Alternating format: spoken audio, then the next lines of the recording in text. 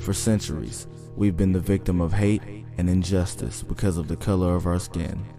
Men, women, and children enslaved and slaughtered like animals simply as a method of control and oppression to maintain power and perpetuate fear and ignorance.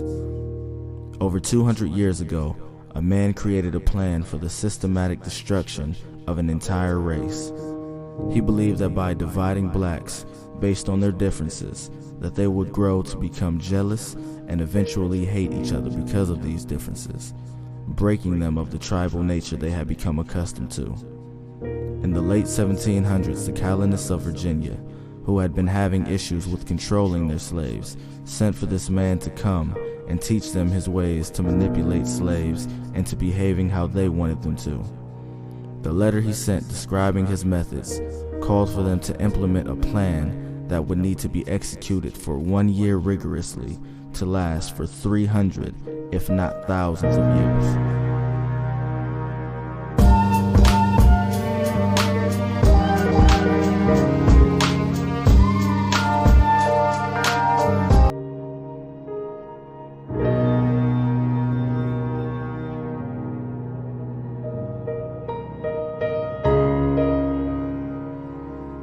In 1863, Jim Crow was born.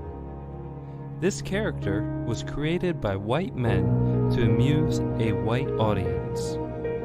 Jim Crow would grow to symbolize one of the most tragic events in race relation history. Promise and contradiction ruled this era. In 1865, 4 million Americans would become slaves simply because they were born black. When freedom did come their way, it was replaced by laws designated to keep them oppressed. This was the era known as Jim Crow. It was a form of racial discrimination. Most of the African Americans stayed quiet while others fought back. In the late 1880s and 90s, they started their own campaign to secure voting rights. They built their own schools, businesses, and churches. They fought to put a stop to mob violence and lynching.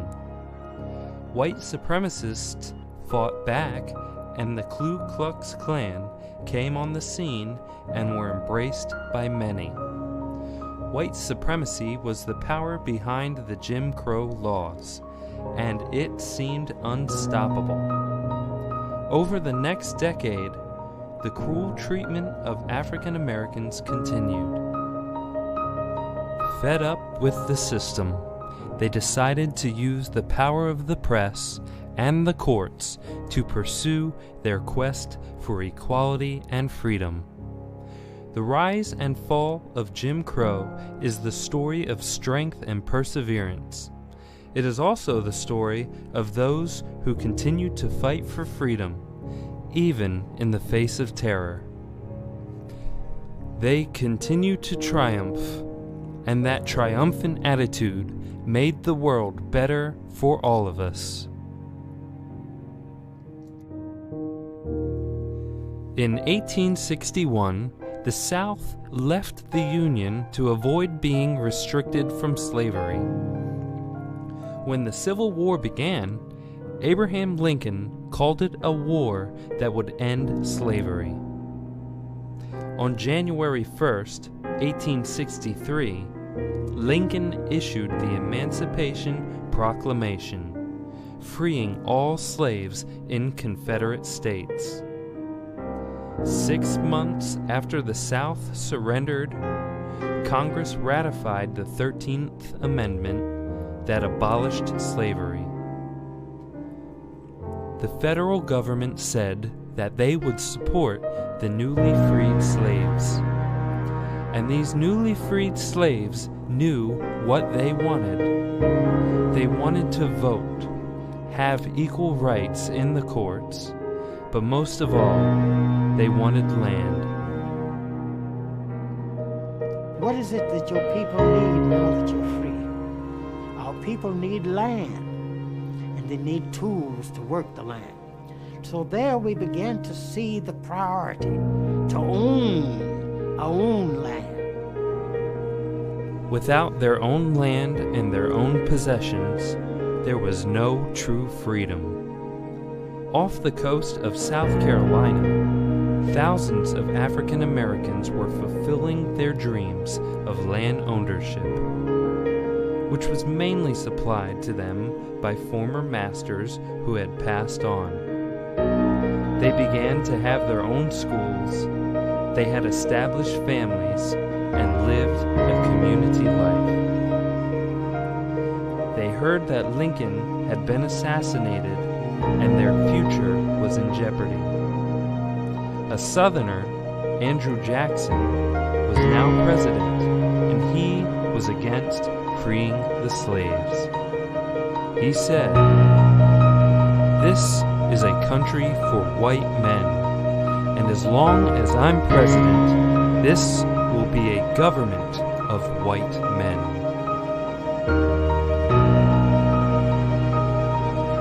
General Oliver O. Howard slowly made his way toward the African American colony. He was known as the Christian General because he was a deeply religious man who hated slavery. He tried to protect the land given to former slaves through Congress. To the African American population, Howard was revered second only to Abraham Lincoln. The message from the Freedmen's Bureau that the general was coming back, General Oliver O. Howard, who they were expecting to hear nothing but good news from him because he was the man who had told them about how this land now was transferred to them and that they owned it and they didn't have to worry about massa no more and everything. He asked them to gather together at the church on Edisto. So over 2,000 people came from all amongst the oak trees and all back off in the woods and from their shacks and their dirt roads to meet there at the church to hear this new discussion about their land. I have been sent by the president to tell you that your old masters have been pardoned and their plantations are to be given back to them, and that they would hire blacks to work for them. Lay aside your bitter feelings and be reconciled to them. General Oliver O. Howard. So people were enraged and people started hollering out, "No, ain't no way. No, that ain't what you tell us before. No, sir, no, sir." General Howard, why do you take away our lands? You take them from us who are true, always true to the government. You give them to our all-time enemies.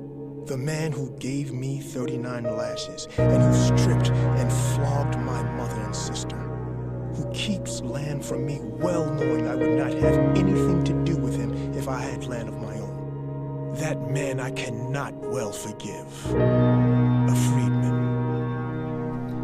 In 1866, Congress recognized there were still some people who resisted change. So, it created the 14th and 15th Amendments, which guaranteed African Americans a right to vote and due process of law. However, many whites chose not to acknowledge the new laws. The people of Mississippi were not listening. They decided that white people would always be superior and that African Americans needed to know their place, which, to them, was the cotton fields of the South.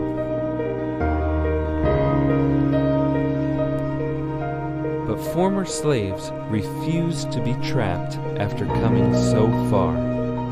They used their votes to elect black representatives, they sat on black juries, and they sent their children to school.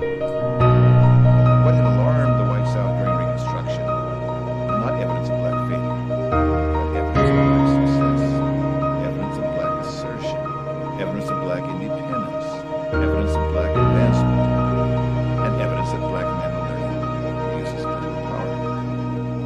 Those who were against the rights of African Americans resorted to violence. The same year that whites resorted to violence was the same year that Reconstruction began. Nathan Beckford Forrest, a Confederate general, founded the Ku Klux Klan. The images in white hoods killing African Americans, but the light of burning crosses would forever be a memory never to be forgotten.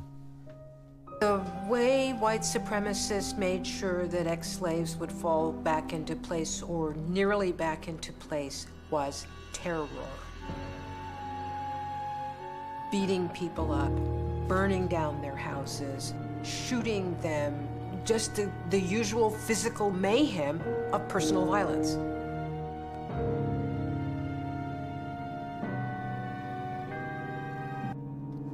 After a reign of violence, there was hope with the election of Ulysses S. Grant in 1869. He sent federal troops to the South to stop the Ku Klux Klan. However, federal intervention proved not to be enough. The question of, should we stay at home in the South? Should we stay at home in the United States? Should we move somewhere else to the north? Should we move to the west?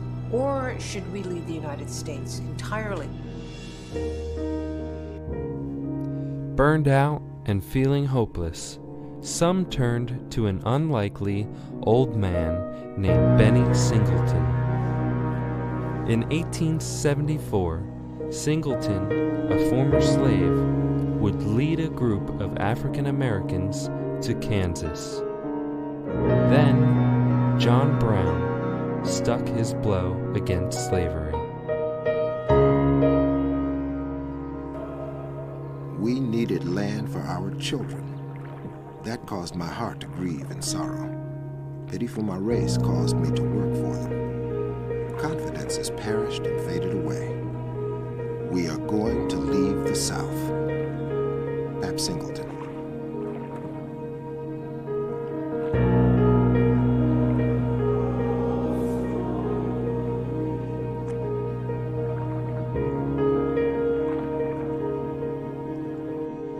Kansas may have been the promised land, but the journey was brutal. Many died from hunger and exposure to the elements. Yellow fever took several lives, but the biggest fear was encountering murderous whites. Those who survived the Kansas trip were met with harsh lands and violent tornadoes. They allowed their spiritual side to lead their way, and within a few years, over 20 towns were built. But not all African Americans thought that the answer was to leave the South. Frederick Douglass, a former slave, had become the leading African American voice opposed to a mass exodus. He said the story would be told of the hundreds who stayed in Mississippi, not the thousands who left. The country will be told of the hundreds who go to Kansas, but not of the thousands who stay in Mississippi. They will be told of the destitute who require material aid, but not of the multitude who are bravely sustaining themselves where they are. If the people of this country cannot be protected in every state of the Union, the sovereignty of the nation is an empty one, and the power in individual states is greater than the power of the United States. Frederick Douglass.